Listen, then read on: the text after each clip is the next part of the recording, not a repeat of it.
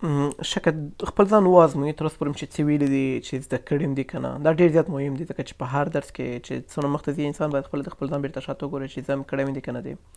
اول باید دغه ټولو پوښتنو ته باید موږ ځوابونه خپله باندې زده صحیح ده. اول دا چې په دې باید پوه شو چې کمپیوټر ټوپولوژي څه ته وایي، په دې باندې باید پوه شو او باید پوه یو او که نه باید مطلب شاته درسونو ته بیرته ور وګرځو بیرته تکرار کړو صحیح ده.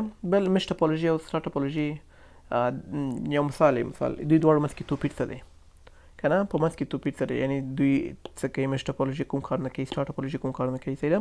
او بل هایبرید ټوپولوژي یو مثال ورکوي، تاسې کولی شئ چې یو مثال واضح خپله باندې جوړ کړئ چې سټار ټوپولوژي هایبرید ټوپولوژي څنګه کار کوي.